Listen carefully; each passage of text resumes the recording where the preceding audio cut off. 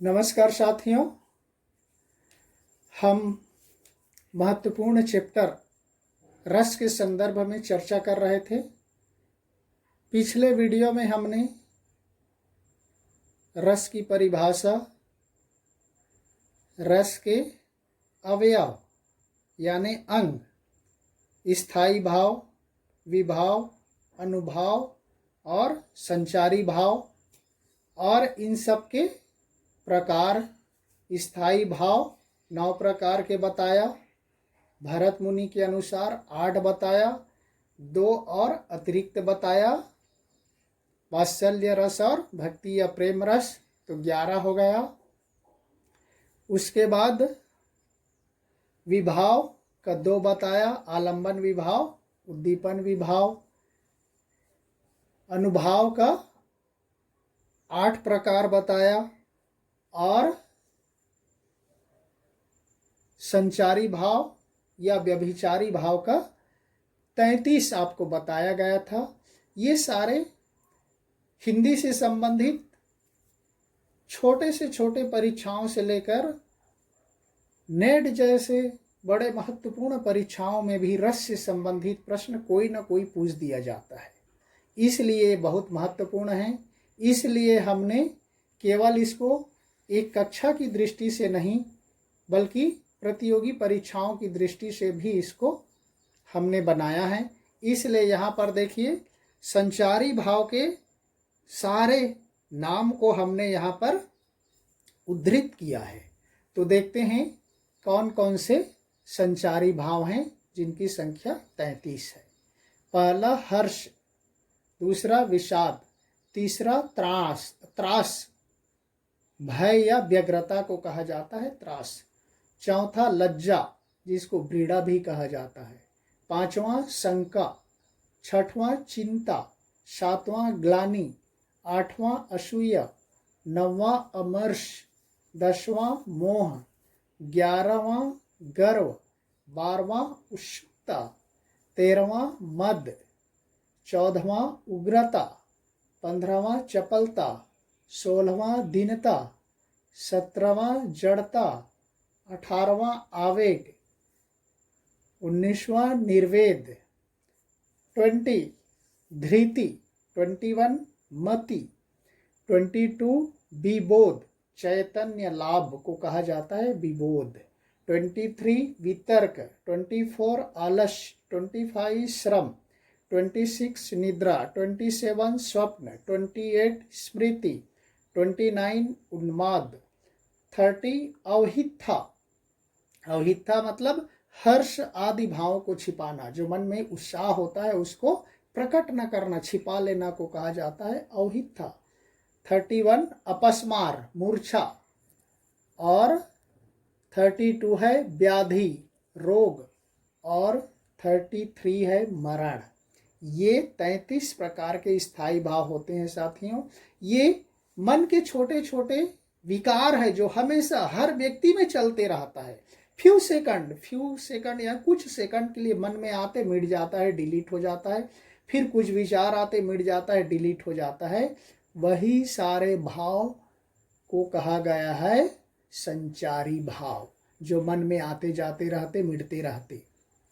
तो ये परीक्षा की दृष्टि से भी महत्वपूर्ण है। अब आ जाते हैं पाठ के प्रमुख भाग की ओर, रस के प्रकार या भेद। तो यहाँ पर देखिए, हमने उधर रस के स्थायी भाव में 9 बताया और 2 एक्स्ट्रा। अब उन सब के बारे में हम एक एक करके चर्चा करेंगे। स्थायी भाव के भेद से रस 9 प्रकार के होते हैं। स्थायी भाव हमने 9 बताया, उसके लिए उसके अनुसार इसके 9 भेद बताया गया है और उसके अनुसार हम आगे इस पर चर्चा करेंगे। पहला श्रृंगार रस। श्रृंगार रस का स्थायी भाव है रति या प्रेम। तो श्रृंगार रस के भी आगे में है 2 भेद हो जाते हैं, संयोग श्रृंगार या वियोग श्रृंगार।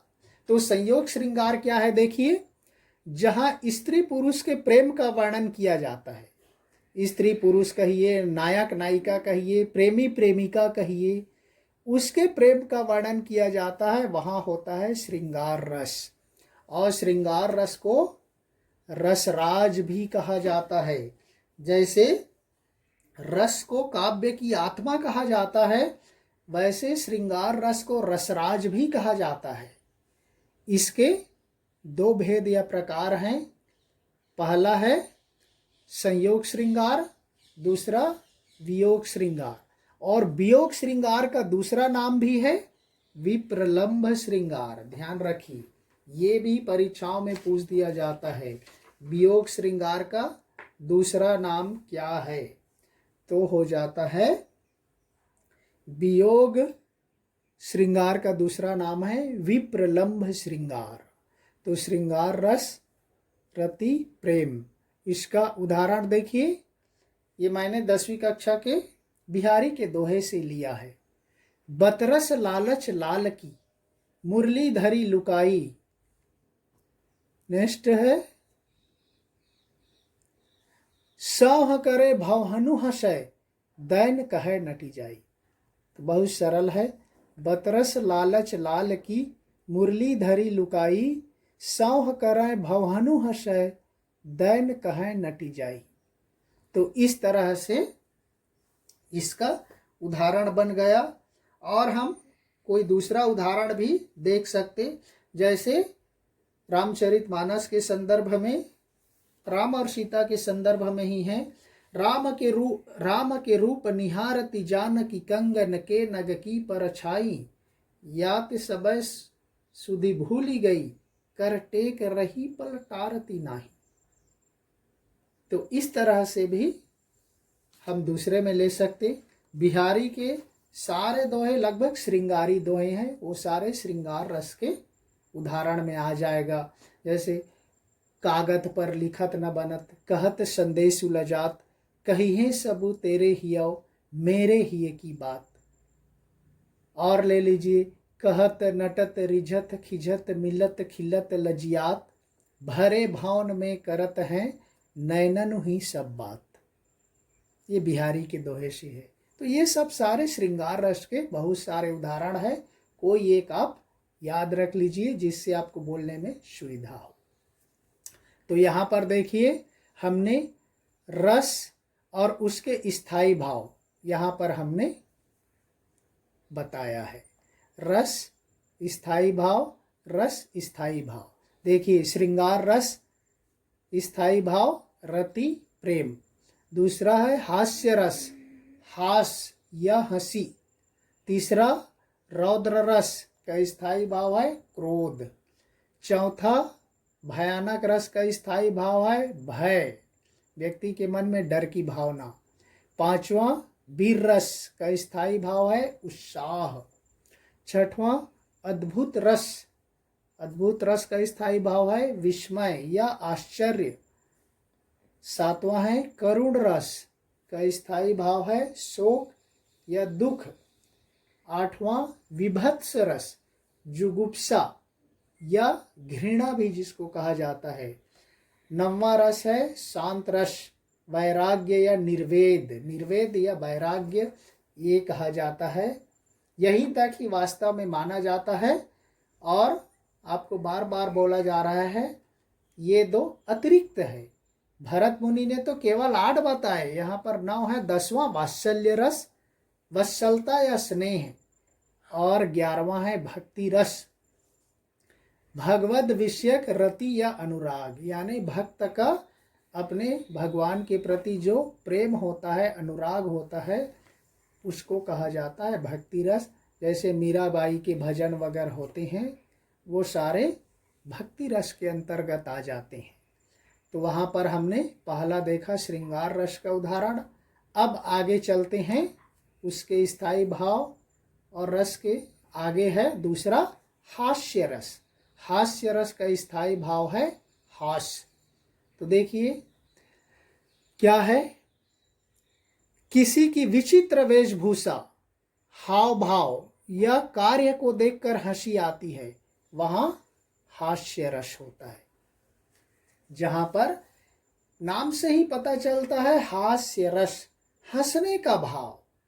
किसी की विचित्र वेशभूषा यानी उसके पहनावे ओढ़ावे या उसके एक्टिंग, जैसे हम फिल्म वगैरह में जो जोकर होते, नाटक हंसोड़ होते, जो मजाक करने वाले मस्खरे लोग होते हैं, वो जोकर वाले लोगों को इस श्रेणी में हम रख सकते, जिनको देख करके हमारे मन में हंसी का भाव आता है।